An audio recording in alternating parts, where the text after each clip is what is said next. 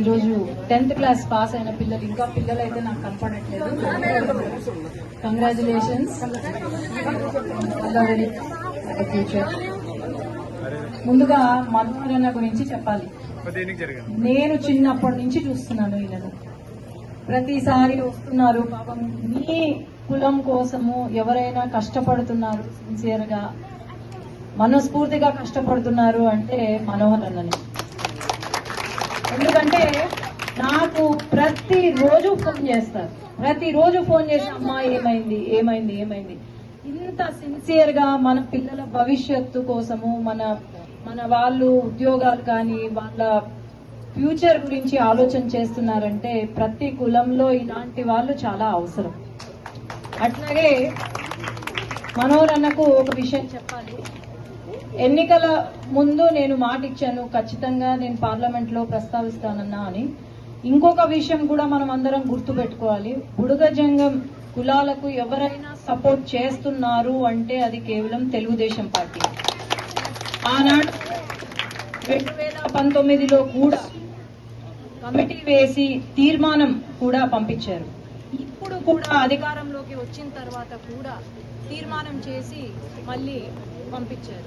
ప్రతిసారి మీ కులం గురించి మాట్లాడేటప్పుడు మన సీఎం గారు ఎంతో చాలా సపోర్టివ్ గా మాట్లాడుతున్నారు. మొన్న కూడా ఎమ్మిగనూరులో అనౌన్స్ చేశారు, లేదు ఖచ్చితంగా బుడగ జంగాలకు ఎస్సీ సర్టిఫికేట్ వచ్చేలాగా చూస్తాము అని చెప్పి మాట ఇచ్చారు.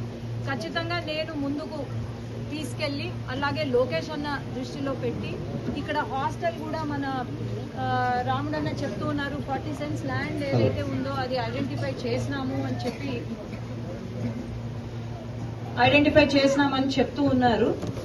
ఖచ్చితంగా ఈ రోజే కలెక్టర్ గారితో మాట్లాడి, అలాగే లోకేష్ అన్నకు ఇమీడియట్ గా ఒక లెటర్ ఇచ్చి ఇక్కడ శాంక్షన్ జరిగేలాగా నా ప్రయత్నం నేను చేస్తాను. అలాగే మినరల్ వాటర్ ప్లాంట్ అడుగుతున్నారు అన్న, మీరు నాకు ఎస్టిమేషన్స్ ఇచ్చి ఇక్కడ వాటర్ కనెక్షన్ బోర్ కావాలా అన్ని నాకు ఇస్తే రేపే శాంక్షన్ చేపిస్తాను. కానీ మీరు నాకు ఎస్టిమేషన్ ఇవ్వాలి. అట్లాగే ఈ హాస్టల్ కి ఏమైనా అవసరమా, ఏమన్నా ఇమ్మీడియట్ గా ఏమన్నా అవసరం ఉంది అన్నా కూడా నాకు ఖచ్చితంగా చెప్తే దానికి ఈ హాస్టల్ డెవలప్మెంట్ కి ఫండ్ కూడా నేను ఇస్తాను. అండ్ పిల్లలకు ఒకటే సందేశం, అందరూ బాగా చదువుకోవాలి. మిమ్మల్ని ఇంత చిన్న పిల్లలు కూడా హాస్టల్లో ఉంటూ చదువుతున్నారు అంటే వాళ్ళ దీనికి మెచ్చుకోవాలి. ప్లస్ వాళ్ళకున్న కష్టాలు, ఎన్ని కష్టాలు ఉంటే అంత చిన్న పిల్లల్ని తల్లిదండ్రులు హాస్టల్లో పెట్టి చదివిస్తారు.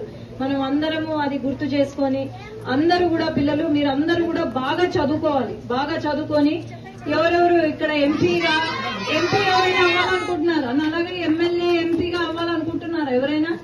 అదో అందరూ ఆడపిల్లలే ఎక్కువ ఎత్తుతున్నారు చేతులు, అందరు ఎత్తుతున్నారు.